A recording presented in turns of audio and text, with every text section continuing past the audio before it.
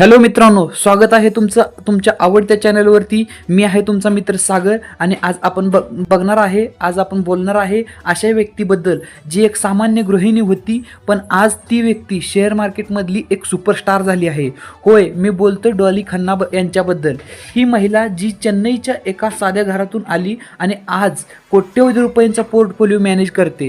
पण असा प्रश्न आहे की एक सामान्य गृहिणी कशी बनली इतकी मोठी गुंतवणूकदार? आजच्या व्हिडिओमध्ये आपण जाणून घेणार आहोत की डॉली खन्ना यांचा प्रेरणादायी प्रवास, त्यांच्या यशाचं गुपित आणि त्यांच्याकडून आपण काय शिकू शकतो.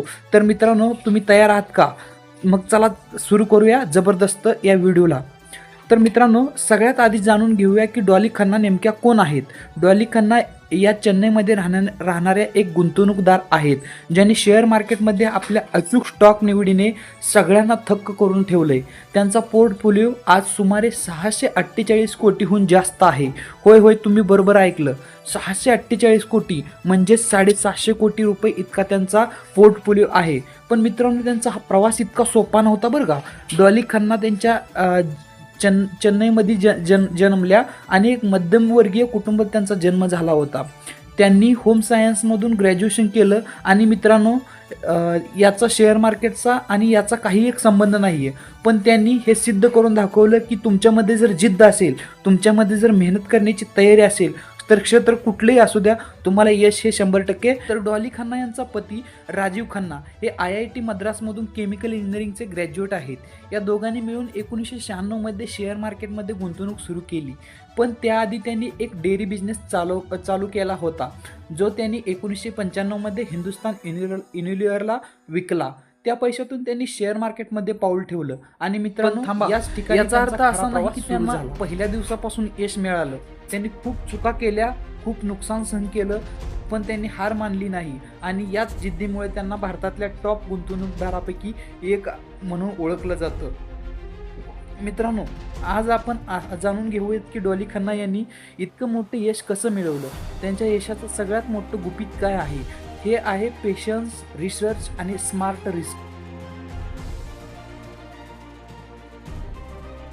जेव्हा त्यांनी 1996मध्ये शेअर मार्केटमध्ये सुरुवात केली तेव्हा त्यांना फारसं काही माहिती नव्हतं.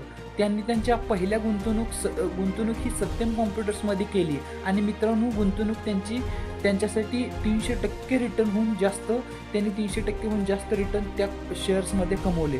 पण 2000मध्ये जेव्हा टेक स्टॉक्स क्रॅश झाले, तेव्हा त्यांना खूप मोठा धक्का बसला.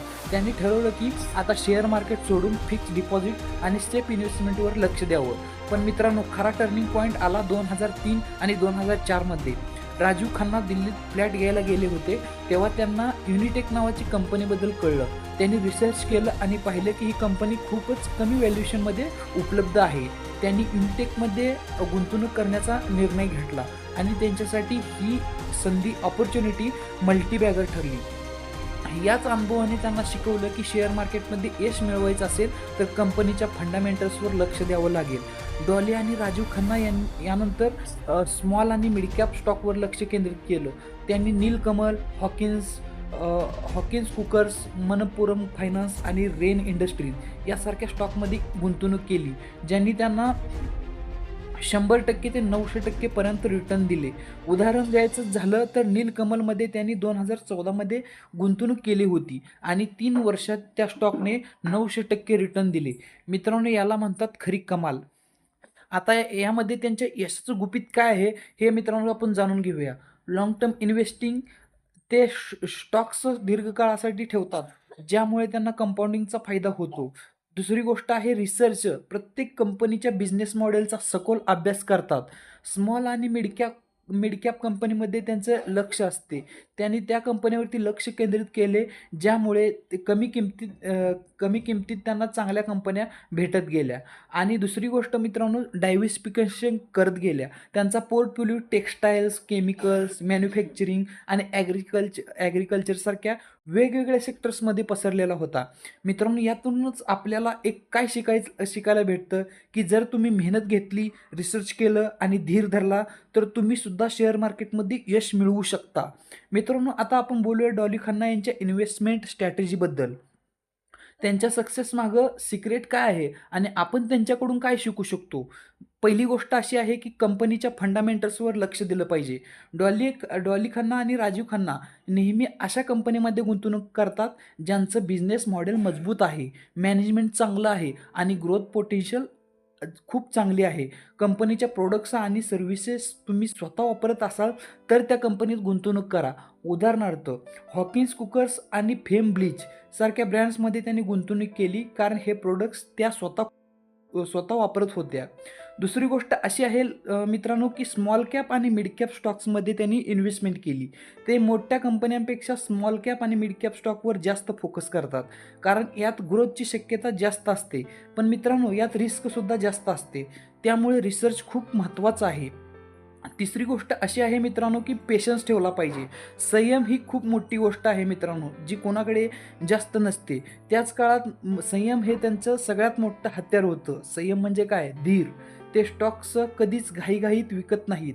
ते म्हणतात, मार्केट डाऊन असलं तरी घाबरू नका. चांगल्या कंपनीत गुंतवणूक असेल तर ती नेहमी रिटर्न देईल. दुसरी गोष्ट अशी आहे मित्रांनो, की डायव्हर्सिफिकेशन केलं पाहिजे. त्यांचा पोर्टफोलिओ अनेक सेक्टर्समध्ये पसरलेला आहे, त्यामुळे त्यांची रिस्क कमी होते. उदाहरणार्थ त्यांनी चेन्नई पेट्रोलियम, जे कुमार इन्फ्रा आणि डिस्टिलरीज सारख्या कंपनीमध्ये सुद्धा इन्व्हेस्टमेंट केलेली आहे. मित्रांनो, यातून आपल्याला काय शिकायचं आहे? पहिली गोष्ट अशी आहे, की रिसर्च करा.